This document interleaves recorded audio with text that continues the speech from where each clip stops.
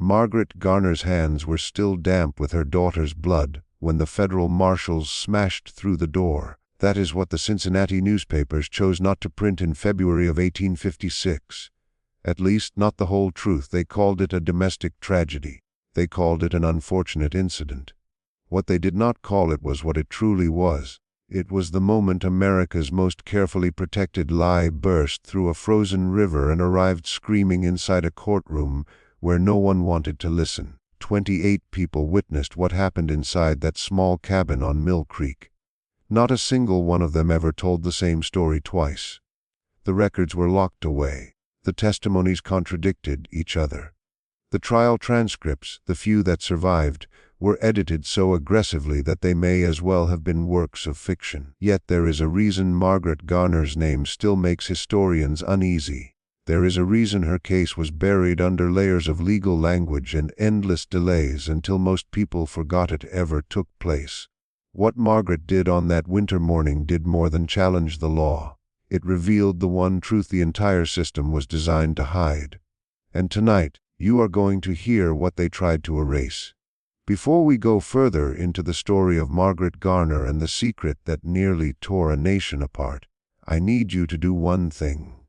If you are drawn to stories that uncover the darkest chapters of history, the ones people hoped you would never learn about, hit that subscribe button now and leave a comment telling me where you are listening from, because this story reaches much farther than you might expect.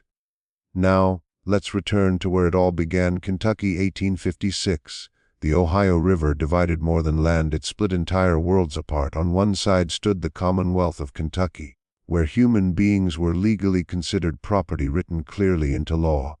On the other side was Ohio, where freedom was supposed to have meaning. But freedom, as Margaret Garner would come to understand, was a word that changed depending on which side of the river you were standing on. The river itself felt alive, shifting with every season. In summer it moved slow and brown, heavy with dirt washed down from farms upstream. In winter it froze hard enough to walk across if you were brave enough or desperate enough to risk it.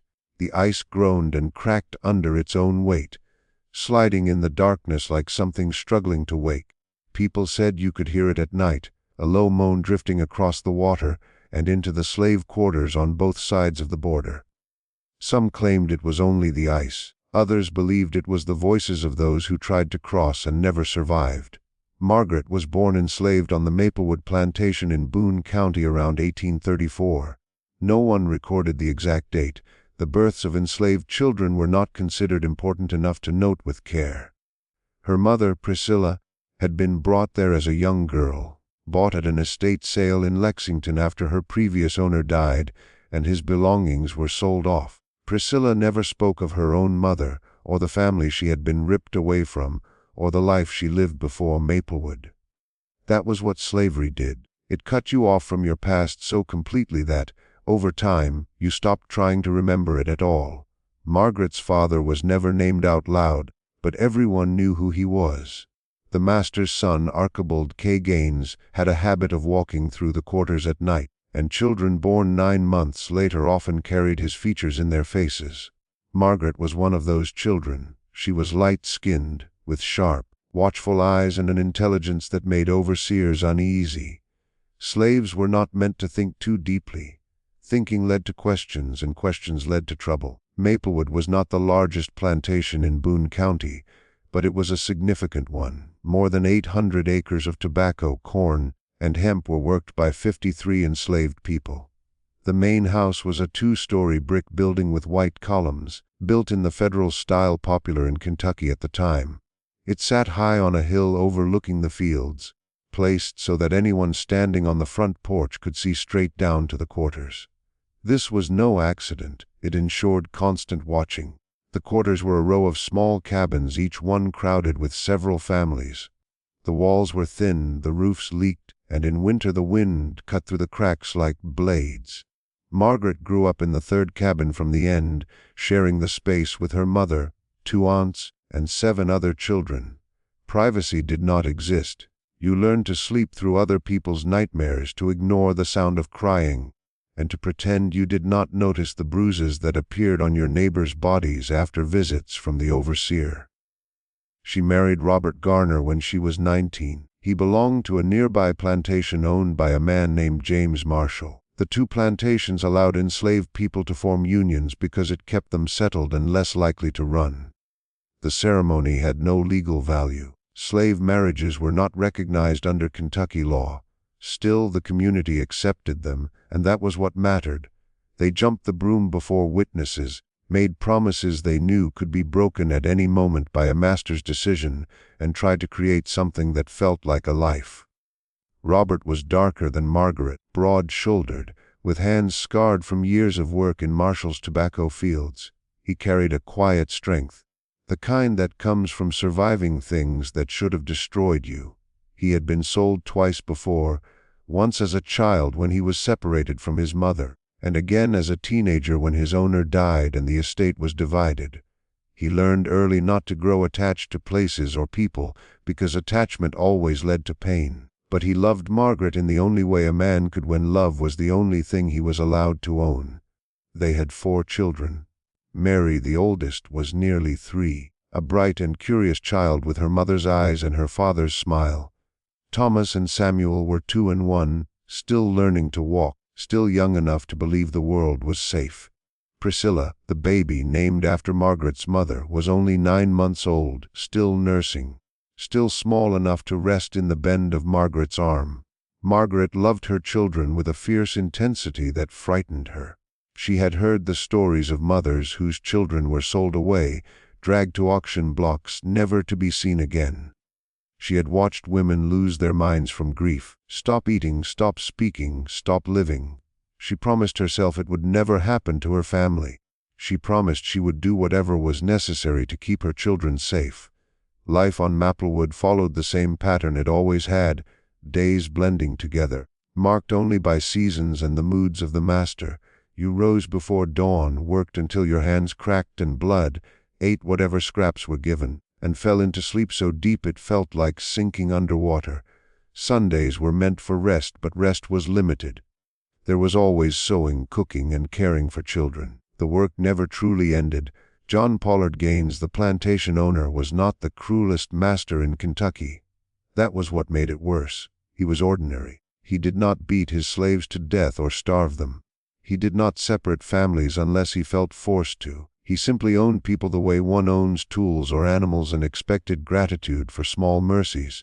He attended church every Sunday, sang hymns about Christian kindness, and returned home to meals prepared by people who had no choice but to serve him. He saw no conflict in this, and neither did most people around him. But in the winter of 1856 something changed. Gaines had fallen into debt. The tobacco market had collapsed, prices dropped, and his investments in railroad stock failed. Rumors spread through the quarters. He was selling land, selling assets, and in Kentucky assets included human beings. Margaret heard the whispers first from Priscilla, who heard them from the house servants. Gaines planned to sell some of his slaves south. South meant the deep South. It meant cotton fields in Mississippi, sugar plantations in Louisiana, rice swamps in South Carolina, places where enslaved people were worked to death within 5 years and replaced with new bodies from auction blocks. The Deep South's reputation was earned, and it was built on bones. Fear settled over the quarters so thick it felt heavy in the air. People stopped sleeping. Eyes stayed fixed on the main house, watching for signs, guessing who would be chosen. The overseer began carrying a ledger, walking from cabin to cabin, making lists. Margaret's name was written there. So were the children's. She made her decision on a January night when the temperature dropped below freezing and the Ohio River hardened into ice. The plan formed in whispers, passed quietly from cabin to cabin while the overseer slept and the dogs stayed silent. Robert had connected with a man named Elijah Kite, a free black man living across the river in Cincinnati. Kite was known not openly but through careful words and meaningful silences. He helped runaways. He was part of the hidden network of safe houses and brave souls stretching from slave states all the way to Canada. The river had frozen solid 3 days earlier. The ice was thick enough to support a man's weight, maybe even more if one moved carefully. It was a rare chance. The river did not freeze like this every year, And when it did, it never stayed frozen for long. If they were going to run, it had to be now. They left just after midnight on January 27, 1856. Margaret, Robert, their 4 children, and Robert's parents, Simon and Mary, both in their 60s. Both too old for a dangerous escape, but too terrified of being sold to remain behind. 9 people in total, moving through the darkness like shadows running from the light. Margaret walked at the front, holding her baby close, every step carrying the weight of everything she stood to lose and everything she refused to surrender. Margaret carried baby Priscilla close to her chest, wrapped in a thin, worn blanket, the only one they owned. The cold was savage, the kind that burned deep in your lungs with every breath and made fingers ache and go numb in minutes. Mary walked beside her, gripping Robert's hand tightly, her short legs struggling to keep pace. Thomas and Samuel were carried by their grandparents, wrapped in layers of cloth to protect them from the freezing air, their faces barely visible. They moved quietly. At night, especially in winter, sound traveled far. The air was still, the land frozen. A single dog barking could mean they were found. A child crying could mean death. Earlier, Margaret had given the children a small mixture of herbs, something Priscilla had once taught her, something meant to keep them sleepy and quiet. It was risky. Too much could kill them. But being caught was worse. The fields stretched endlessly around them, wide and empty, glowing pale under the moon. The tobacco plants had been cut long ago, leaving behind stiff stalks and frozen soil. Far behind them, the main house stood dark and silent, its windows like hollow eyes watching them leave. Margaret did not turn around. Looking back invited doubt. Looking back meant weakness. Looking back meant you might stop. They reached the river just before 1 in the morning. Ice spread across it like a sheet of black glass shining with reflected stars. It looked firm, but Margaret knew ice lied. It could hold you 1 second and take you the next. People had died crossing this river. Their bodies were found months later when the ice melted, swollen and unrecognizable, washed onto the banks like broken logs. Robert stepped onto the ice first, testing each step, listening closely for the sharp crack that warned of danger. The ice groaned under his weight, a low sound that seemed to rise from deep below. He waved the others forward, spacing themselves apart to spread the load. Margaret stepped onto the ice, feeling it shift beneath her boots, and forced herself to move. The crossing lasted about 20 minutes, though it felt endless. Each step felt like a prayer. Each breath felt uncertain. The baby stirred in Margaret's arms, making soft noises, and Margaret pulled her closer, whispering calm words that the wind quickly stole away. Mary slipped suddenly, her feet sliding out, but Robert grabbed her just in time. The sound echoed across the river like a gunshot, and they all froze, waiting, listening, watching. Nothing happened. The Kentucky shore stayed dark and quiet. Slowly they continued. They crossed safely. That was the first miracle. Margaret's feet touched Ohio ground. Free ground, people called it, though she did not feel free yet. Still, she allowed herself one small moment of relief. One brief moment to believe they might live. The second miracle was Elijah Keats' home, exactly where they had been told it would be, a small cabin near Mill Creek, just outside Cincinnati, hidden by trees and set back from the road. Kite opened the door before they knocked, as if he had been expecting them. He was tall and thin, with gray hair and tired eyes that had seen too much. He ushered them inside quickly, shut the door, and locked it tight. The cabin was small, only 2 rooms, but it was warm. A fire burned bright, and the smell of food filled the air. Real food, not scraps. Kite's wife, Sarah, brought them soup and bread. They ate quietly, too worn down to speak. The children fell asleep almost at once, curled up on blankets by the fire. Robert's parents sat silently in the corner, holding hands, their faces empty with shock. They had made it. Somehow, against everything, they had made it. Kite explained the plan. They would rest a few hours, then leave at dawn for the next stop, a farm 20 miles north owned by a Quaker family. The family would hide them in a wagon with a false bottom and move them farther along. After that would come more stops, each one closer to Canada.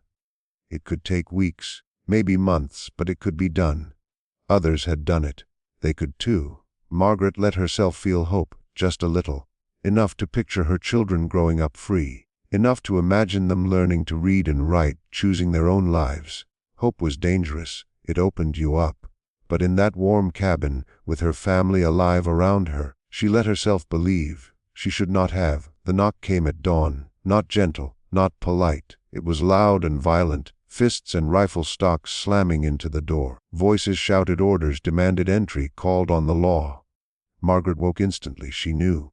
Someone had seen them. Someone had spoken. Someone had betrayed them. Robert was already moving, rushing to the door, trying to block it. It did not matter. The door burst open, ripped from its frame, and the marshal stormed in. 6 men, all white, all armed, all wearing badges that gave them the power to drag people back into chains. Behind them stood John Pollard Gaines and James Marshall, watching with grim satisfaction. The Fugitive Slave Act of 1850 was clear. Runaways had no rights. They could be taken without trial, without witnesses, without defense. It did not matter that they had reached Ohio. It did not matter that their feet had touched free land. The law said they were property, and property had to be returned. One marshal grabbed Robert and slammed him into the wall. Another went after Simon, who fought back and was struck hard across the face with a rifle. Mary screamed. The baby cried. The cabin filled with noise, bodies crashing, fear thick in the air. Margaret moved before anyone could stop her. She seized a butcher knife from the table, long and heavy, still marked from cutting bread. She turned toward her children. Later, people would argue about what happened next. Some said she screamed. Others said she was silent. But everyone agreed on what she did. She pulled Mary close and cut her throat. Blood poured out, bright and fast, splashing the wall and soaking the floor. Mary's body went limp. Her small hands lifted weakly toward her mother's face, her eyes wide with confusion. And then they went still. The marshals froze. The room fell quiet except for blood dripping onto the floor, slow and steady like a ticking clock. Margaret turned toward the other children, the knife still in her hand, her face blank. She stepped toward Thomas, reaching out, and that was when the marshals moved. 2 men tackled her, slamming her into the floor. The knife slid away, leaving a red streak behind it. Robert lunged forward but was beaten back, struck again and again until he collapsed. Simon and Samuel were dragged away. The baby was ripped from Sarah Keats' arms, screaming. Margaret did not fight. She lay on the floor, hands tied, face pressed to the wood, staring at Mary's body. Blood pooled around the child, soaking into the cracks of the floor. Her eyes remained open, staring at nothing. A marshal named John Joliffe stood over Margaret and demanded to know what she had done. Margaret looked up at him, her face smeared with blood, some hers, some her daughter's, and spoke words that would echo for years. She said she would not allow her children to be taken back into slavery. She said she would kill them all first. Chaos returned. Gaines shouted orders. Marshall yelled accusations. Kite tried to explain, tried to defend himself, saying he did not know, that he never expected this. No one listened. Mary's body was covered with a blanket. The other children cried, reaching for their mother. Margaret was pulled to her feet, tied with rope, and dragged outside. A crowd had gathered, neighbors and strangers drawn by the noise. They stared as she was loaded into a wagon, their faces filled with shock and curiosity. Later, newspapers would call it a terrible tragedy. They would name Margaret a monster, a madwoman, a warning of what happened when enslaved people dreamed too much. But as the wagon rolled away and Margaret looked back at the cabin where her daughter lay dead, she felt nothing. No regret, no sorrow, only a cold certainty that she had done what was right. She knew slavery. She had lived it. She had survived it. And she knew, in a way no free person ever could, that sometimes death was mercy. The trial began on January 28, 1856, less than a day after Mary died. It should have been simple. Under federal law, Margaret and her family were property. Property did not receive trials. They were meant to be returned at once without delay. The system was built to be fast and cruel, to crush any hope of escape. But something strange happened. Ohio charged Margaret with murder. It created a legal problem no one expected. If Margaret was property, then she could not commit murder. Property could not be guilty. Animals were not tried for killing. Tools were not punished for causing harm. If Margaret was a thing, then what she did was no different from broken equipment. But if she was a person capable of standing trial, able to be held responsible for her actions, then she could not be property. The case turned into a battlefield, not about whether Margaret was guilty, but about whether she was human at all. The courtroom was crowded from the very first day. The trial took place in the Hamilton County Courthouse in Cincinnati, a towering building with marble pillars and tall ceilings that caused every sound to echo. Abolitionists viewed Margaret as a symbol, a mother pushed to an unthinkable act by the cruelty of slavery. To them, she was proof that the system was so brutal it could twist human beings beyond reason. Supporters of slavery saw her differently. To them, she was evidence that enslaved people were violent, unstable, unfit for freedom, and dangerous unless tightly controlled. Newspapers published daily reports, each more dramatic than the last. Margaret's face appeared in courtroom sketches, her expression distant and hard to read. She did not cry, she did not beg. She simply sat in the defendant's chair and waited. Her lawyer was John Joliffe, a well-known abolitionist attorney who had spent his life defending escaped slaves. He was in his 50s, with gray hair and a deep voice that carried across the room. He had argued many fugitive slave cases, winning a few and losing many, but he never stopped pushing back. He saw Margaret's case as a rare chance, not only to save her, but to reveal the deep contradiction at the center of American slavery. Joliffe's argument was direct. Margaret should be tried for murder in Ohio, not sent back to Kentucky. If convicted, she would be executed, but she would die as a free woman, recognized by the law as a person with responsibility for her choices. If returned to Kentucky, she would live, but only as property, and her remaining children would stay enslaved. It was a choice between dying with dignity or living in chains. Margaret made her decision clear. She wanted the murder trial. She was willing to hang. The prosecution was led by federal lawyers representing Gaines and Marshall. Their argument was just as clear. Margaret was property. The Fugitive Slave Act overruled state law. She had no right to a trial and no rights at all. The murder charge did not matter because the victim, Mary, was also considered property. One piece of property, they argued, could not murder another. Under the law, it made no sense. The trial stretched on for weeks. Witnesses took the stand. Statements were given. Legal cases from the past were quoted and debated. The marshals who had been at the cabin described what they saw, though their stories changed depending on who questioned them. Some claimed Margaret had been calm and deliberate, fully aware of what she was doing. Others said she had been frantic, screaming, completely overwhelmed by fear. Elijah Kite testified that he had no idea Margaret planned to hurt anyone, and that he only meant to help a desperate family. Gaines testified that Margaret had always caused trouble, that she was rude and defiant, and that he had planned to sell her farther south because she influenced the other slaves in a bad way. Margaret herself was never allowed to speak. Under federal law and Kentucky law, enslaved people could not testify in court. Their words carried no legal value. They could be discussed, judged, and argued over, but they could not speak for themselves. So Margaret sat quietly day after day, listening as strangers debated her humanity as though she were invisible. Abolitionists gathered in her support. Harriet Beecher Stowe, the author of Uncle Tom's Cabin, attended the trial and later wrote about Margaret in her diary, calling her a woman of great courage trapped in terrible circumstances.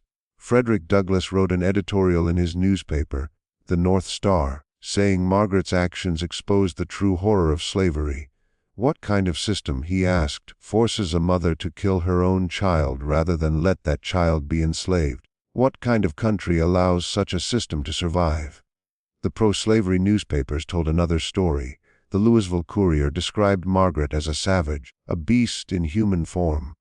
The Richmond Enquirer claimed her actions proved that enslaved people were incapable of civilized behavior and needed slavery to control them. This is what happens, one article said, when Negroes are given ideas above their position.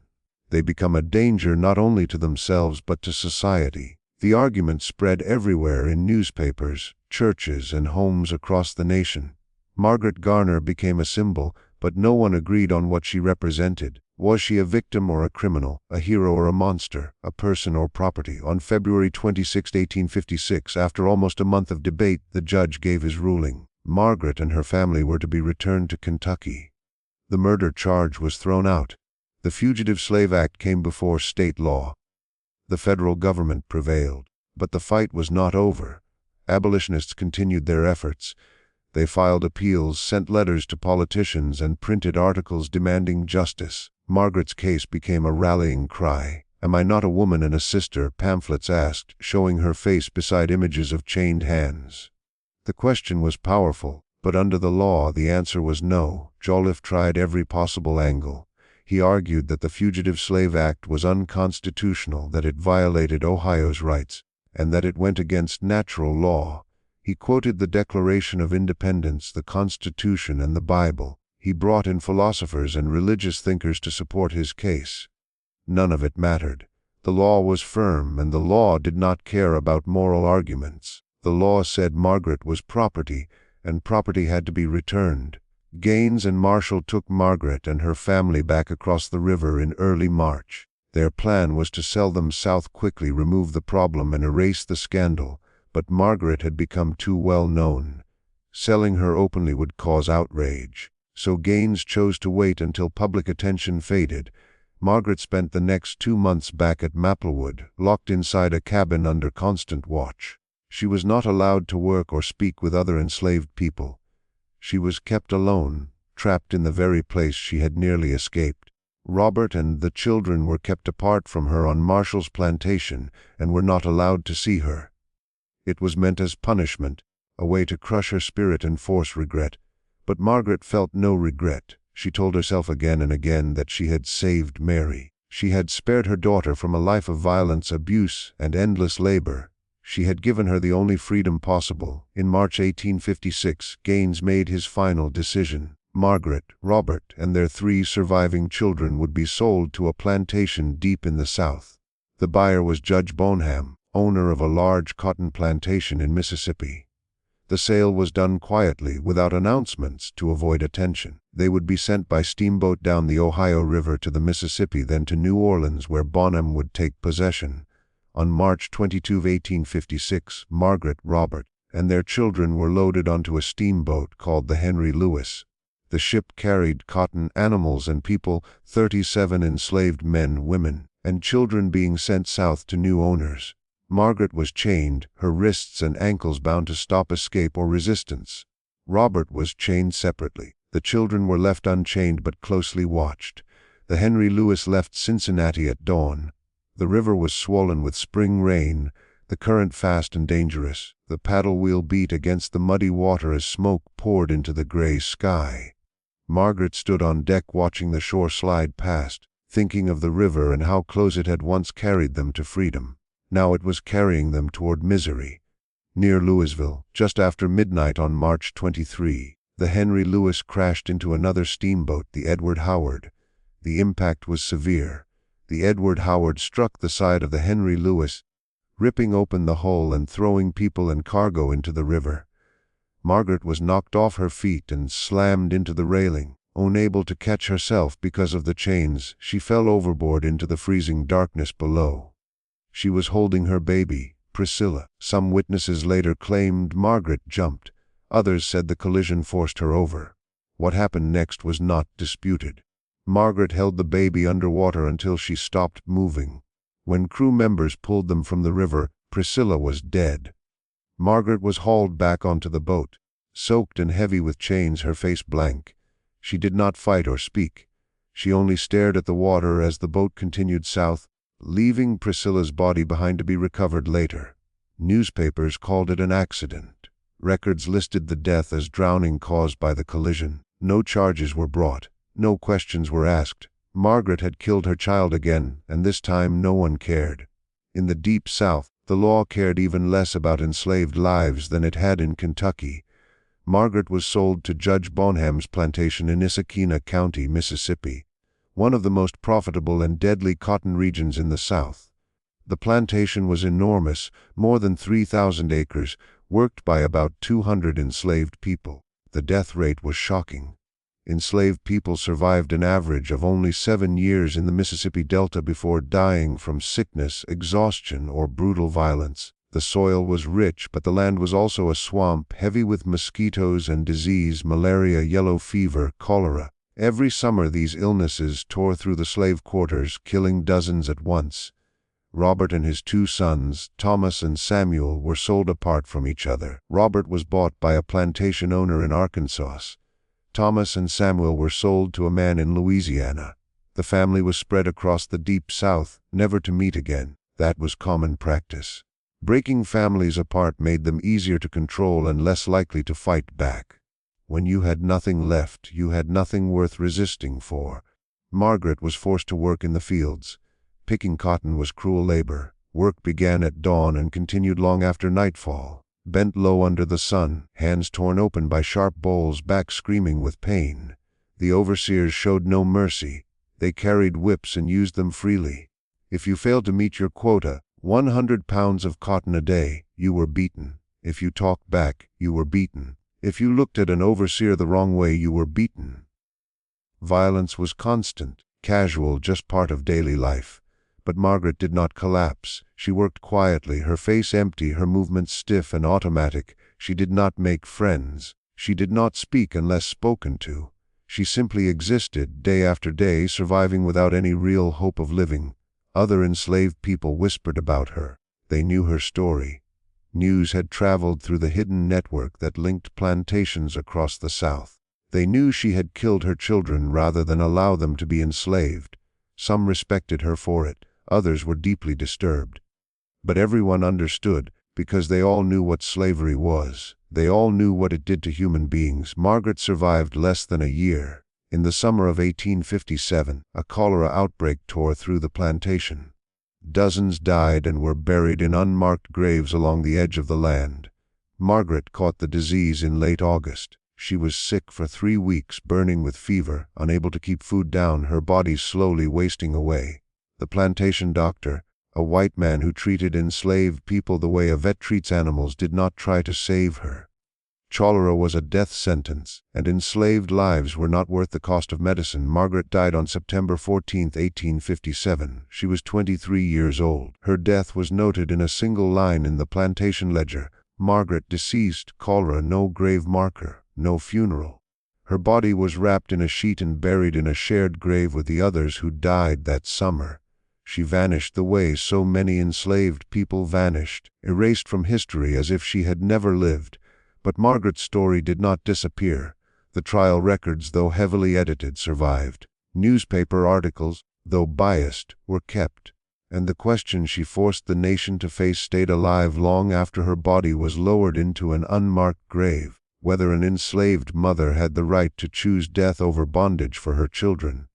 Abolitionists spoke her name in public speeches. Harriet Beecher Stowe cited Margaret's case as inspiration for her later writing, describing the impossible choices slavery forced on mothers.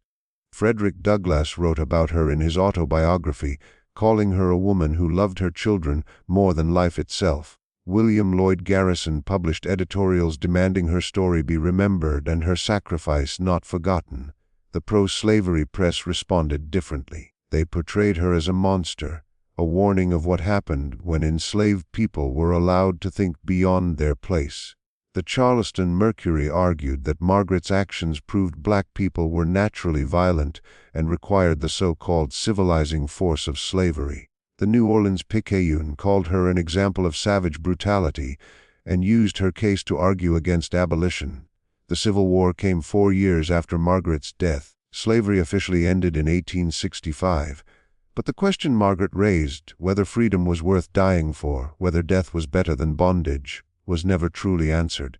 It was buried with her in the soil of a nation that did not want to remember. What history books rarely mention is that Margaret Garner's case caused a chain reaction no one expected.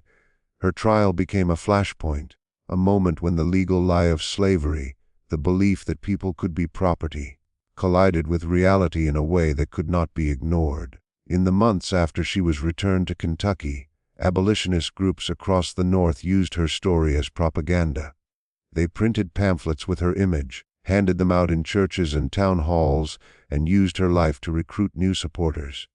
"This is what slavery does," the pamphlets declared. "This is the system you support with your silence." In the South, the reaction was just as intense, but completely opposite. Pro-slavery politicians used Margaret as proof that enslaved people were dangerous and needed stricter control. They argued that easing laws would lead to chaos and bloodshed. New laws were proposed in Kentucky and other border states, limiting movement, increasing punishment for those who helped runaways, and making escape even harder.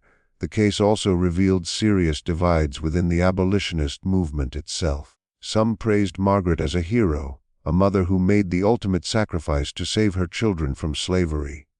Others were uneasy with that view, fearing that praising her actions would damage the cause and give pro-slavery voices more ammunition.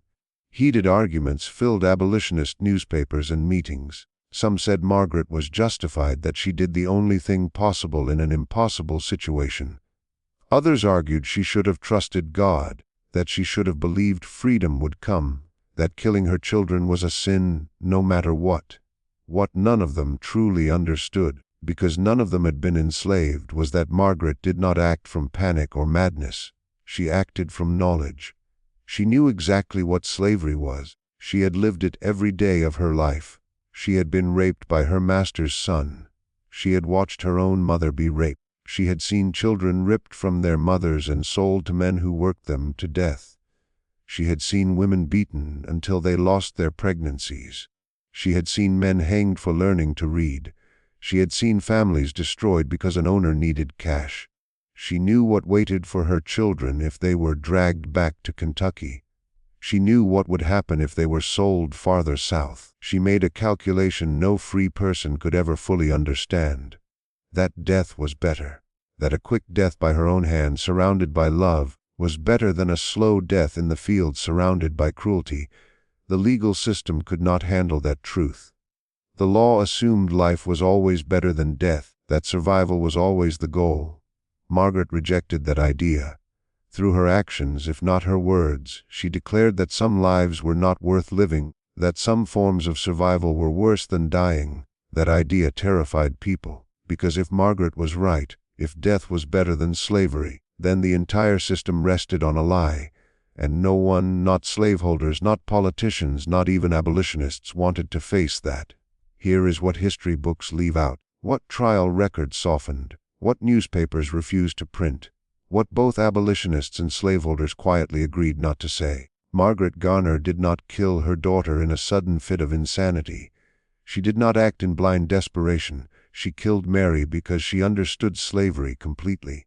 She had endured it, she had survived it, and she knew with a certainty no free person could grasp that death was an act of mercy. The night before they fled, Margaret made a promise to herself. If they were captured, if they were dragged back, she would not allow her children to suffer as she had. She would not let them be raped, beaten, or worked to death. She would not let them live as property. She would give them the only gift she had left, an escape. When the marshals broke down the door, Margaret did not hesitate. She did not weigh options.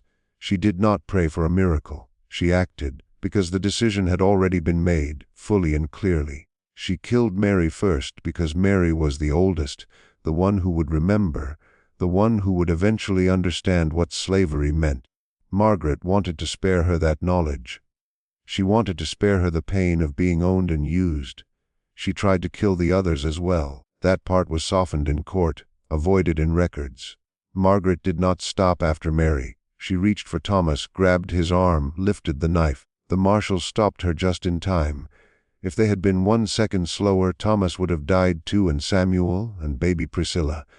Margaret later told her lawyer, in a private conversation never made public, that she regretted not being faster.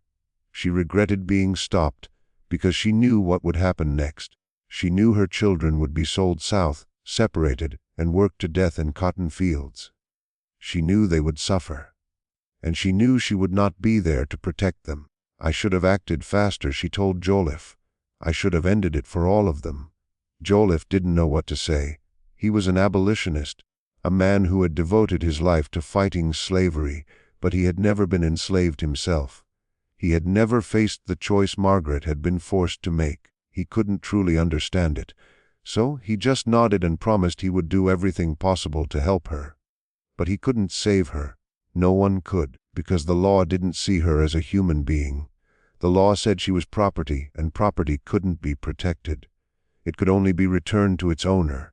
The truth is, Margaret Garner revealed the deep lie at the core of American slavery, the lie that enslaved people were happy, content, safe even, that they were somehow better off in chains than free, the lie that slavery was kind, that masters were gentle, that families were preserved, that cruelty was rare.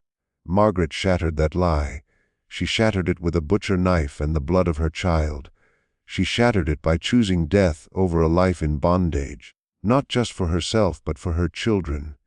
She forced the nation to face a question it wanted to ignore. If slavery was so kind, why would a mother kill her own child rather than let her child be enslaved? The abolitionists understood this truth, even if they hesitated to speak it aloud. That's why they rallied around Margaret. That's why they made her a symbol. Her actions condemned the entire system. They were proof that slavery was so cruel, so violent, so dehumanizing that death seemed better than life. The pro-slavery advocates understood it too.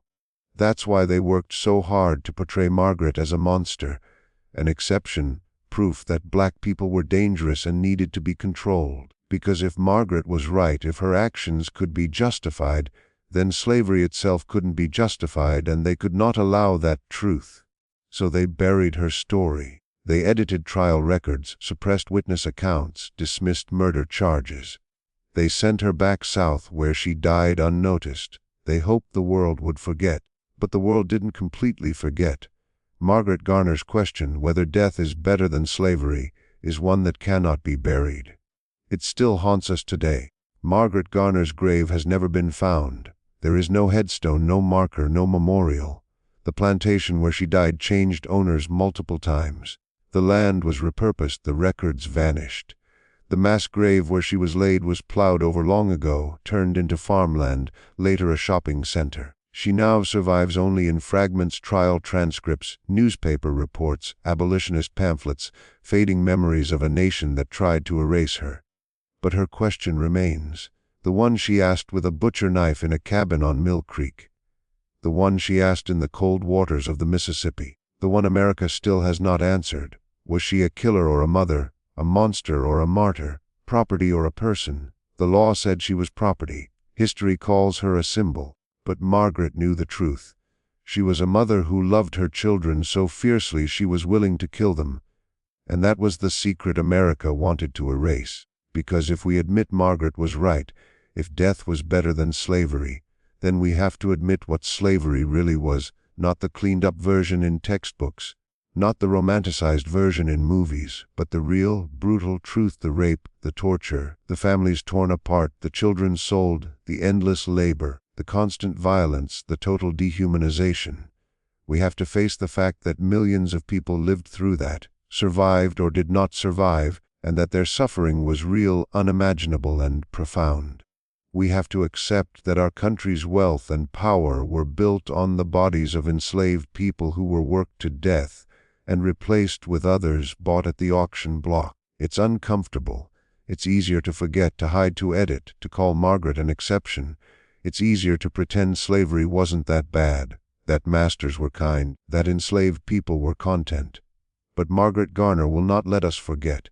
Her story forces us to face the truth. She chose death over slavery. She chose it for her children, and she tried to choose it for herself. That choice is a condemnation that cannot be erased.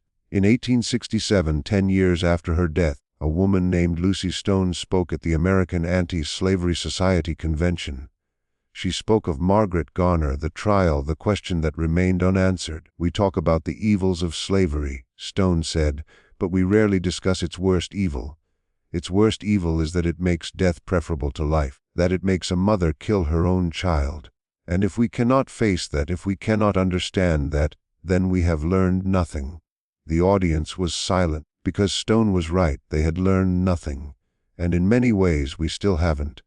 Margaret Garner's story was buried, but it resurfaced during the civil rights movement, used by activists to reveal the horrors of slavery. It surfaced again in the 1980s, when Toni Morrison wrote Beloved, inspired by Margaret's story. Morrison understood Margaret's impossible choice. She wrote with a clarity and compassion that newspapers in 1856 could never have captured. Beloved won the Pulitzer Prize. It became required reading across the country, bringing Margaret Garner's story to new generations. people who never knew the trial, never knew the Fugitive Slave Act, never imagined slavery, could now feel a glimpse of what Margaret did and why. Even Morrison's novel cannot fully capture it. No one who hasn't been enslaved can truly understand. No one who hasn't experienced that depth of cruelty and dehumanization can completely comprehend her choice. We can empathize, we can imagine, but we cannot know, and maybe that's the point. Maybe her story is not meant to be fully understood. Maybe it is meant to remind us what slavery was. Remind us of what humans can do to each other. Remind us that freedom is never free, that it is bought with blood, suffering, and impossible decisions. Margaret Garner died alone in a Mississippi cotton field. Her body was buried in an unmarked grave. Her children were scattered across the South. Her family was destroyed. But her question remains. It lives on in every conversation about slavery, every debate on reparations, every discussion about teaching history. It lives on because it cannot be answered. It can only be asked over and over until we have the courage to face it. Was death better than slavery? Margaret Garner said yes, and America has been trying to prove her wrong ever since. What do you think about her story? Was Margaret Garner a hero or a villain? Did she do the right thing, or was there another way? Share your thoughts below. If this story moved you, made you think, or gave you chills, hit like. Share it with someone who needs to hear it, and subscribe so you never miss another story like this. History is not just about what happened, it's about what we choose to remember, and Margaret Garner deserves to be remembered.